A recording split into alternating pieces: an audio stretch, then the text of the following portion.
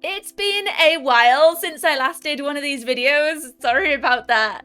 But I have recently been on a new game hype and I thought we could talk about them all. But first, hi, I'm Ellie and this is the Cozy Gaming Club where I love to shine a light on lesser known cozy games. Although I haven't really played that many recently because there have been so many massive new releases. So let's get started with perhaps the biggest recent release of them all, Pokemon Pokopia. Unless you've been living under a rock, I am sure you have seen that Pokemon Pokopia recently released on the Nintendo Switch 2, and thanks to the generosity of the Nintendo team, I was able to experience Pokopia alongside all of my lovely community members.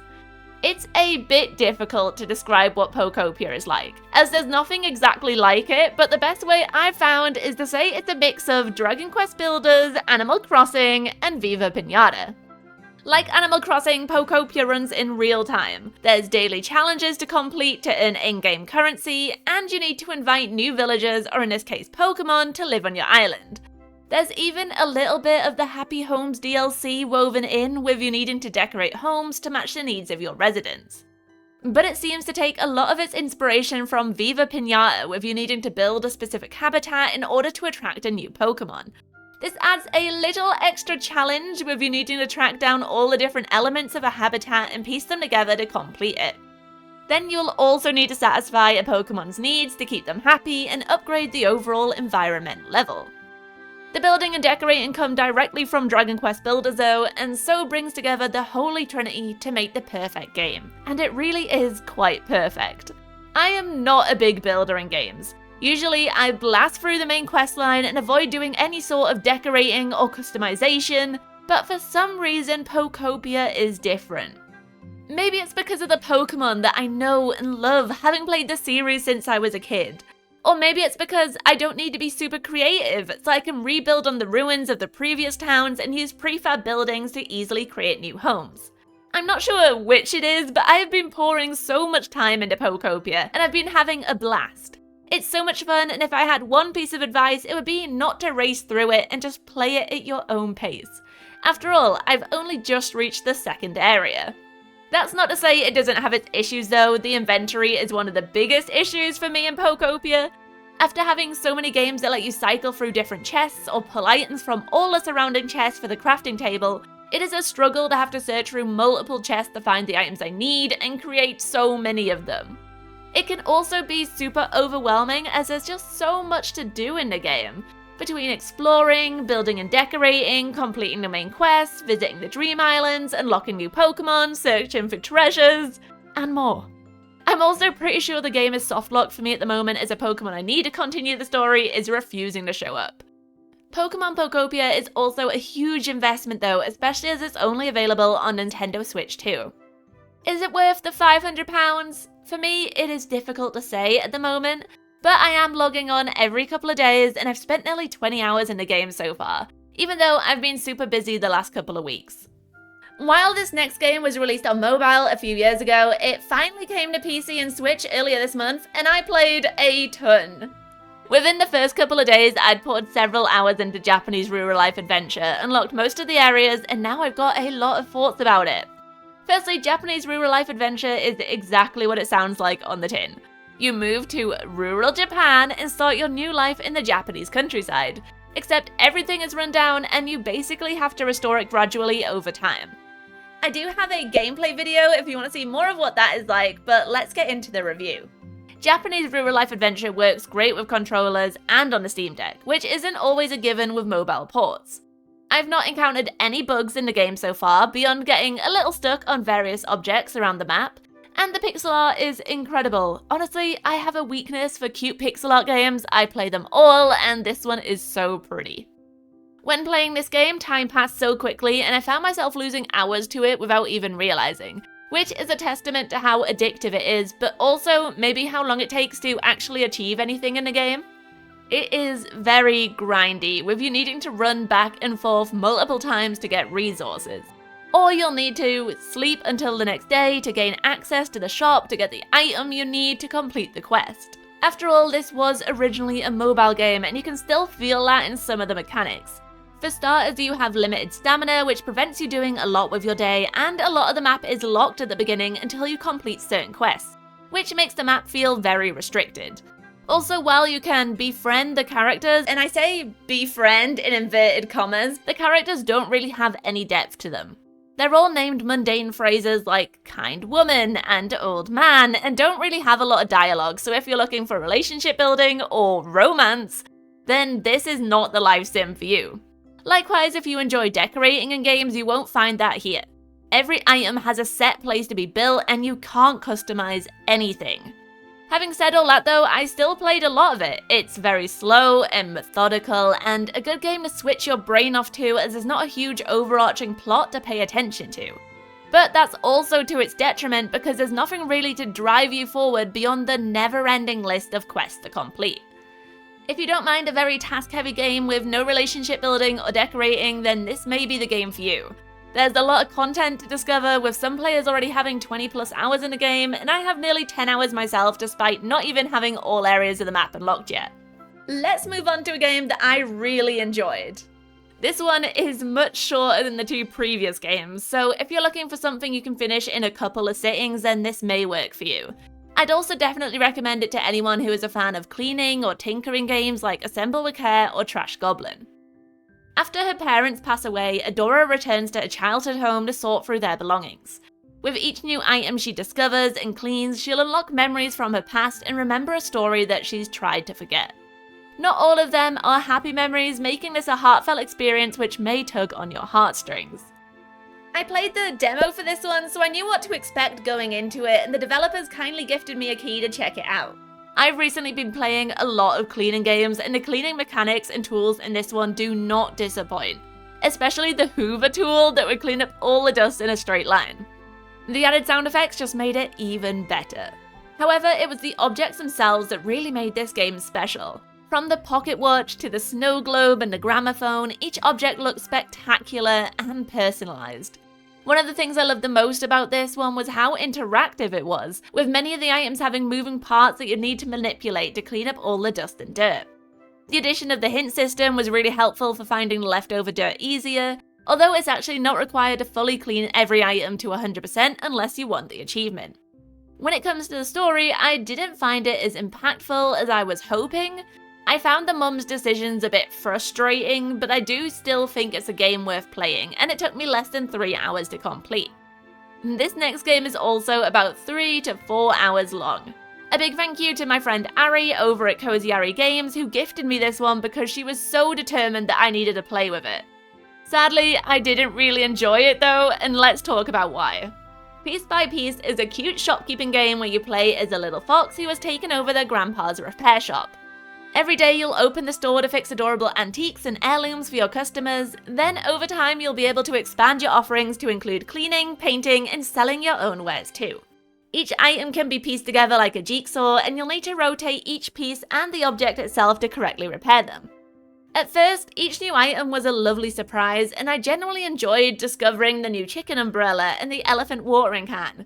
But after the 4th animal umbrella, it quickly got repetitive, and the adorable animal items were starting to lose their charm. This wasn't helped by the repetitive dialogue from the visitors too, that quickly made the game feel grindy rather than fun and interesting. The time taken for berries to grow was definitely one of the worst bits, and I actually ended up just buying paint instead for the ridiculously high price, instead of waiting, because it would take 3 to 4 days to get one harvest. There was also no benefit to being creative in your painting or mixing to get new colours, because it didn't earn you a higher price than the base red, green or blue, and all the paint got used up so quickly. I did like that the painting minigame let you quickly fill in different parts of the object though. That was a nice touch, especially as I was playing on Steam Deck, but I would have also liked an undo button. There were times when I painted it red, for example, then tried it in blue, and then repainted it in red, and that counted as 2 uses of red, because there was no undo option. So essentially you were penalised for trying to be creative or making a mistake. One other small thing worth mentioning is that there is a rock, paper, scissors style competition, which did provide a little break from the other parts of the game, but didn't really feel like it added much to it. Overall, I wanted to love this one, but it felt very shallow and repetitive with no real plot to follow. Admittedly, it is quite cheap at just over £7 to reflect that, and it's also quite short, as I was able to collect all the achievements in the 3 or so hours I played. The good news is that the developers have now released a patch addressing some of the issues I listed above, such as significantly reducing the plant growth time and reducing how much paint you use. Next up is Starsand Island, a gorgeous farming and life sim where you quit your corporate life to take over your grandfather's farm. You know, just your typical farming sim plot, but that's kind of the extent of the plot, and that is one of the major things that this game is missing. After the introduction to the game, the main story is very, very light, which is a shame given how good other parts of the game are. There is a main quest line with quests to complete in order to level up the island and unlock new mechanics. And while there are occasionally cutscenes for these, there's not really an overarching story. This is especially noticeable when compared to Fields of Mysteria, where every town upgrade and development feels celebrated by the entire community. On that note, relationships are another underdeveloped part of the game, which is sad given that the characters were a major part of the promotion and trailers pre-launch. Each character has a cute intro cutscene when you meet them for the first time, and as you level up your friendship with them, you unlock additional perks, like taking photos with them, visiting their rooms, or asking them to move into your house as friends. But for anyone who is looking for romance, that's not currently there yet, and indeed the devs still haven't confirmed if you'll be able to have children. Likewise, there aren't really any events in the game, at least not compared to other games of the genre. There are only 2 at the moment, which includes the Beach Festival in summer and New Year's Eve Festival in winter. The things it does incredibly well are the farming and other professions that you can level up. The introduction of everlasting crops is a game changer that really makes farming and decorating your farm much simpler. The ranching is fun, and I like that there are unique and colourful animals to discover, although it is all down to RNG. The fishing minigame is simple enough, but they have expanded on it with the addition of boats to go out to sea. Then there's also exploration or combat and crafting. Each profession unlocks new skills, and as you level up, you'll unlock new tools and resources to use in your day-to-day life. Each level up has a quest for you to complete, and it really challenges you to actually learn and improve your homestead to continue leveling up. Speaking of quests, there are so many to do, which may be overwhelming for some players but enticing for others. There are the main island life quests, secondary journey quests which are focused on professions and quest board tasks, and finally star note quests to keep you busy. That's not to mention all the other things there are to do, like playing the games in the arcade, building and decorating your home, finding all the treasure chests, and more. There are areas of the map that feel empty at the moment, and I do hope that's improved in early access along with the other issues I mentioned earlier. But I have to say that the early access version really impressed me. Despite being early access, I didn't really encounter any bugs while playing for the 20 or so hours that I did, and I've been really impressed with just how many patches and updates they've put out since the early access launch. They've really been working hard on this game, and I'm excited to see where it goes. But for the time being, I have put this to one side until 1.0 so that I can focus on new releases that are finished and have an ending. Speaking of, we're gonna finish up with another farming and life sim that released recently. Halcyon Days at Taoyuan is, on paper, the perfect cozy farming and life sim that's really trying to do something different in the genre. It's got an incredibly unique setting in rural China, and it's incorporated elements of that culture into the gameplay, with new events that you don't see often in other farming games and a bartering system that eliminates the need for money. The world itself is gorgeous, and I love the pixel art style they've gone for, and the detail in every home that you go into is incredible. Another cool thing they've added is the ability to tame and train animals who follow you around, and each one gives you a unique buff, whether that's extra health or stamina or something else entirely. Different activities like foraging have minigames to complete that affect how well the action is completed, but you can also turn them off if that's not your sort of thing. It's worth saying that the quality of life features in this are incredible, with you also being able to change your day length and turn on invulnerability for combat as well as others. Compared to the other games we've discussed today, the characters are phenomenal, and each one feels so different to one another. There's lots of developed relationships between the different characters, and you can learn more about them the more you talk to them, as well as lots of cutscenes for you to discover as you play through the game. And it's also worth knowing that the characters aren't gender locked for romance, and you can choose your pronouns at the beginning of the game. The mining is also a big step up, with an improved mining experience that treats it more like a maze for you to explore rather than just finding the ladder to proceed to the next floor. Each room has a certain number of doors, and you need to find gems to open them, which will lead you to another room, and so on until you reach the boss room. There are 5 different gates in the mine to unlock, which presumably each have a different boss to defeat. While I have been singing the praises of this game so far, I do want to acknowledge that I didn't really vibe with this one.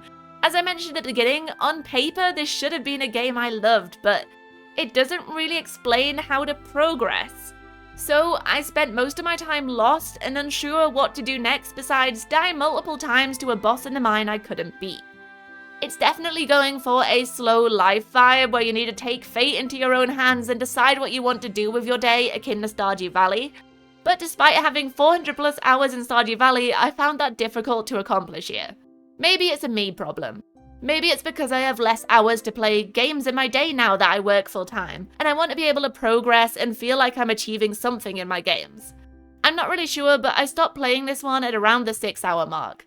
I do want to go back though, especially seeing how dedicated the developers are, but we'll see. Anyway, those are my thoughts, but what about you? Have you played any of these games and what did you think of them? Also, I have been tackling a lot of long farming and life sims recently, so if you have any recommendations for shorter games that you think I'd enjoy, please let me know. I would love to check them out. As always, thank you so much for watching, and I hope to see you next time. Bye!